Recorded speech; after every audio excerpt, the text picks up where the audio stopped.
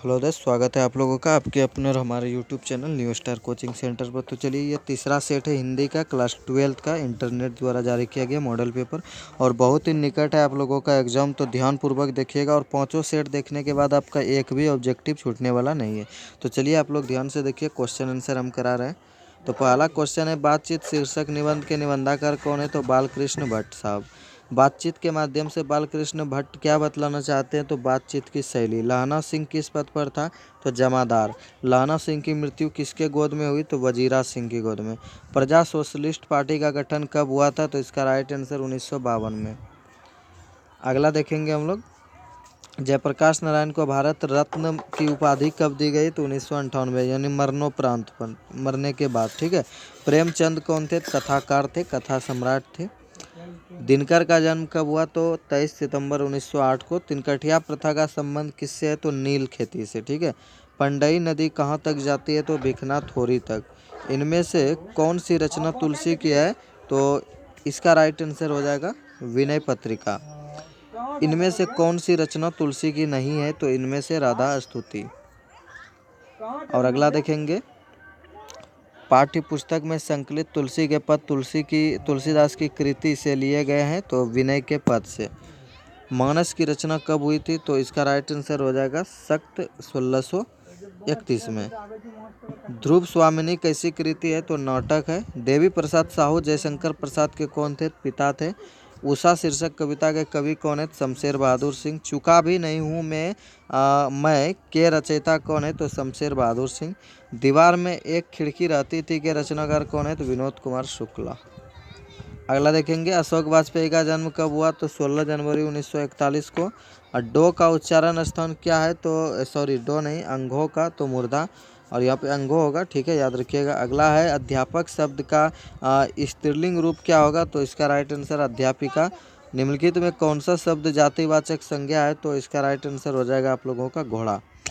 किन संज्ञा शब्दों का प्रायः बहुवचन नहीं होता? तो व्यक्तिवाचक का कोई बहुवचन लगभग नहीं होता। जैसे राम, तो राम का बहुवचन क्या होगा? रामो तो होगा नहीं, वो तो एक ही है। ठीक है। और अगला देखेंगे हम लोग कि विदुषी किस शब्द का स्त्रीलिंग रूप है? तो विद्वान का। निम्नलिखित शब्दों में कौन सा शब्द योगरूढ़ है? तो विद्वत।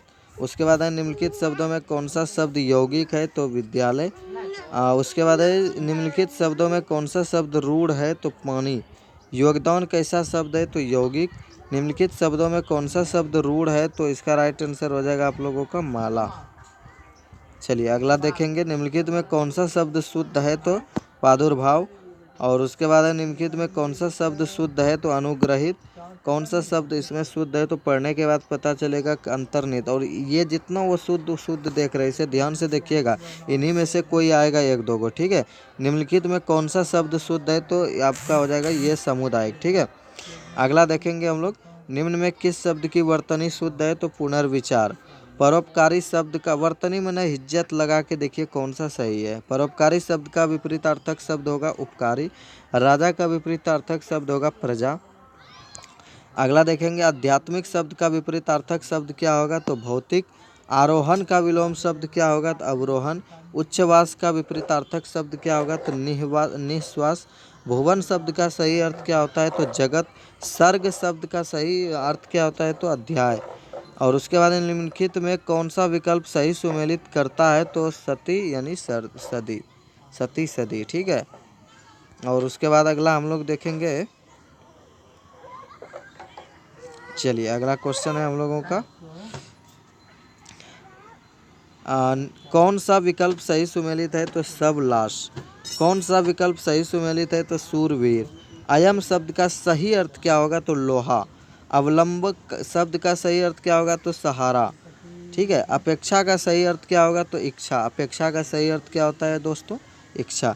अमित शब्द का सही अर्थ क्या होगा? तो अत्यधिक। उसके बाद है, अन्याय शब्द का सही अर्थ क्या होगा? तो दूसरा। ठीक है, सॉरी, दूसरा नहीं होगा, यहाँ अत्याचार होगा अन्याय का। किस कवि ने लिखा है कि खेत रहने वालों की सूची अब प्रकाशित है? अशोक वाजपेयी ने। ज्ञानेंद्र पति के कविता संग्रह का नाम बताइए? तो इनमें से सभी है उनके कविता संग्रह। किसने लिखा है कि जादू टूटता है इस उषा का अब सूर्योदय हो रहा है? शमशेर बहादुर सिंह।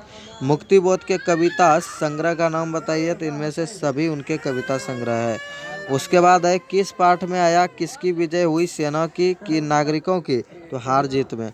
ओम प्रकाश वाल्मीकि के कविता संकलन का नाम बताएं, तो इनमें से सभी उनका कविता है। चलिए तो अगला दिखाते हैं आप लोगों का। आपका जो राइट आंसर हो जाएगा वह हो जाएगा आप लोगों का हार जीत। और उसके बाद है ओम प्रकाश वाल्मीकि का कौन सा एक यानी कविता संकलन है, तो इनमें से सभी। मलियाज का जन्म कहाँ हुआ, तो महुई आजमगढ़ उत्तर प्रदेश। भगत सिंह के पिता कितना बार जेल गए, अनेकों बार। परंपराशील नाटक पुस्तक किसने लिखी, तो जगदीश चंद्र माथुर ने। अगला देखेंगे मोहन राकेश रचित नाटक संग्रहों के नाम लिखे, तो आषाढ़ का एक दिन। घुटने टेकना मुहावरे का अर्थ क्या होता है, तो हार मानना। तुलसीदास के दीक्षा गुरु कौन थे, तो नरहरिदास। खरा का विलोम क्या होगा, तो खरा का विलोम हो जाएगा आप लोगों का खोटा। ठीक है, और ये मत सोचिएगा खरा में खड़ा रहना तो उसका बैठा हो जाएगा, नहीं। ठीक है। पंचवटी कौन सा समास है, तो इनमें से कोई नहीं, बल्कि पंचवटी जो है वह द्विगु समास है। और यहाँ यदि आप लोग गड़बड़ कर दिएगा, ध्यान दीजिएगा, यहाँ केवल द्विगु लिखा होता क्या है, द्विगु ये बोला। ठीक है। और समाज का विशेषण क्या होगा, सामाजिक। अपना उल्लू सीधा करना मुहावरे का अर्थ क्या होता है, तो अपना काम निकालना। जिसने गुरु से दीक्षा ली हो उसे क्या कहते हैं, दीक्षित। और जिसने शिक्षक से गुरु लिए उसे शिक्षित। और उसके बाद उदंड का विलोम क्या होगा, तो विनम्र। उपवास में उपसर्ग क्या है, तो उप। उसने कहा था कहानी के नायक यानी हीरो कौन है, तो लहना सिंह। हाथ पैर कौन सा समास हुआ, तो जब भी बोले बीच में हाइफन दिखे दो शब्दों के बीच, तो वह होता है द्वंद्व, तो याद रखिएगा। तुलसीदास किस काल के कवि है, तो भक्ति काल के। अगला देखते हैं विद्यालय का सही संधि विच्छेद क्या होगा, तो विद्या जो राले अपने घर से बाहर होना, आपे से बाहर होना का मुहावरे का अर्थ क्या होता है, तो बहुत क्रोधित होना। निम्नलिखित उदाहरण किस पाठ से लिया गया है कि अपना देश पिछड़ा हुआ है बावजूद इसके कि हमने लोकतंत्र की स्थापना की, सिपाही की माँ से। और उसके बाद है आनंदित में कौन सा प्रत्यय है, तो दित। लंबोदर कौन सा समास है, बहुब्री समास। अक्ल का अंधा मूर्ख होना इस मुहावरे का अर्थ होता है। खून पसीना एक करना इसका अर्थ क्या होगा, तो बहुत परिश्रम करना। सकार का विलोम क्या होगा, तो निराकार।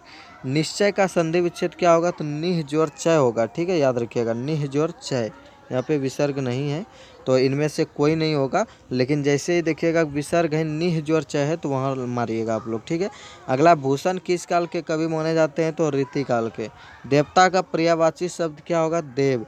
रघुवीर साय का जन्म स्थान क्या है, तो लखनऊ। ठीक है, याद रखिएगा। अगला देखेंगे हम लोग मलियज की रचना कौन नहीं है इनमें से, तो इनमें से कौन नहीं है, तो इनमें से कोई नहीं है। ठीक है, याद रखिएगा। अगला अज्ञात का विलोम क्या होगा, तो ज्ञात का विलोम अज्ञात होगा। भारत का विश्लेषण यानी विशेषण शब्द भारतीय। संपूर्ण क्रांति का रचनाकार कौन है, जयप्रकाश नारायण। निंदा का विलोम क्या होगा, तो स्तुति। और धरती का विलोम क्या होगा, तो आकाश। अगला देखेंगे उसने कहा था किस प्रकार की कहानी है, चरित्र प्रधान। गांव का घर शीर्षक कविता किस कविता संग्रह की है, तो संशयात्मा। सूरसागर किसके कवि है, तो सूरदास। सूरसागर के कवि कौन है, सूरदास। रोज कहानी के कहानीकार कौन है, अज्ञे। वैद्य का विलोम क्या होगा, तो अवैद्य। अगला देखेंगे नयन का संधि विच्छेद क्या होगा, तो नेज और अन। बातचीत शीर्षक निबंध के निबंधाकार कौन है, बालकृष्ण भट्ट। मालती के पति का नाम क्या है, तो महेश्वर। और जगन्नाथ का संधि विच्छेद क्या होगा, जगत जोर नाथ। और उसके बाद देखते हैं जन जन का चेहरा एक शीर्षक कविता के कौन है कवि, तो इसका राइट आंसर गजानन हो जाएगा। ठीक है, तो चलिए ये आपका तीसरा सेट खत्म हुआ दोस्त। ठीक है, और चौथा के लिए आप लोग रेडी रहे, तब तक के लिए गुड बाय।